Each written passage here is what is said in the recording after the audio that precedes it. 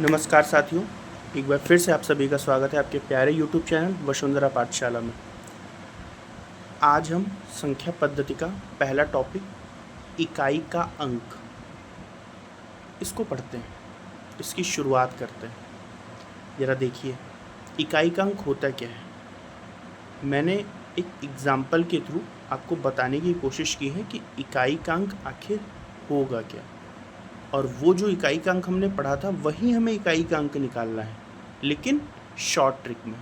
ज़रा देखिए, 4567 में इकाई का अंक 7 है। ये बहुत कॉमन सी बात है। मैंने उसके बाद में इकाई, दहाई, सैकड़ा, हज़ार, मतलब लाख, 10 लाख आगे भी होता है, लेकिन मुझे भी इकाई ही जानना है, आप लोगों को बताना है, तो हम केवल वहीं तक रहते हैं। अब देखिए, एक सवाल लेता हूँ मैं।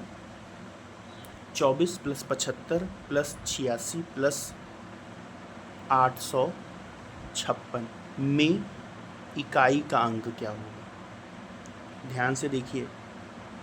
अब यहाँ पे हमको इन सभी संख्याओं को जोड़ने की कोई ज़रूरत नहीं है, हम इन संख्याओं का इकाई का अंक ही ले लेते हैं। तो जैसे 24 में इकाई का अंक 4, 75 में 5, 86 में 6, 856 में 6। इन सबको देखिए नीचे मैंने लिखा और उन सबको नॉर्मल तरीके से जोड़ दिया, तो इनका जोड़ 21 आया। अब 21 में इकाई का अंक क्या है? 1।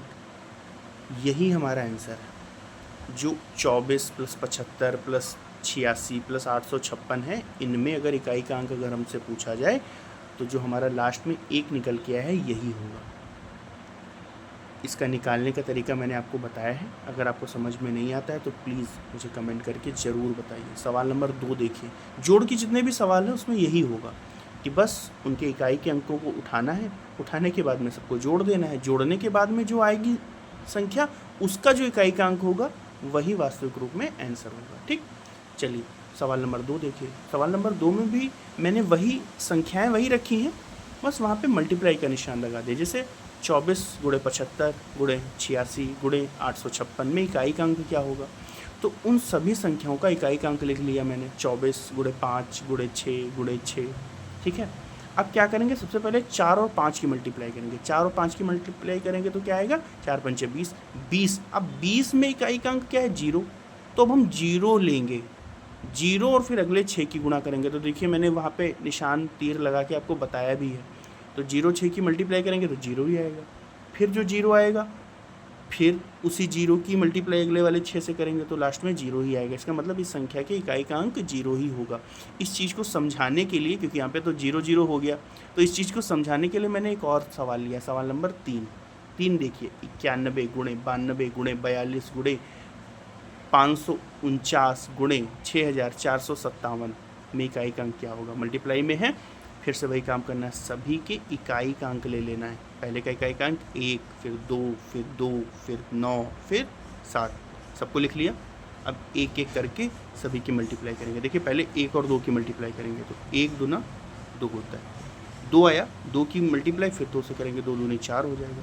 फिर जो 4 आया, 4 की गुणा 9 से करेंगे, 4 9 36। अब 36 इकाई का अंक कितना है, 6 है, तो वो 6 लिख लेंगे। और फिर 6 और 7 की गुणा करेंगे, 6 7 42, 42 के इकाई का अंक कितना है, 2। इसका मतलब जो ऊपर संख्याएं गुणे में लिखी हुई थी उन सभी के इकाई का अंक क्या होगा, 2। यही हमारा आंसर है। ये सीरीज़ अब शुरू मैंने जो की है, ये चैप्टर पूरी तरीके से आपको समझाऊंगा, और ये संख्या पद्धति का एक टॉपिक है।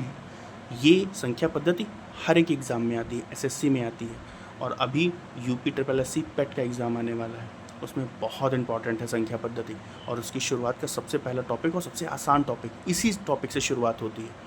चलिए हम इसको बहुत कायदे से पढ़ेंगे, एक एक चीज़ पढ़ेंगे।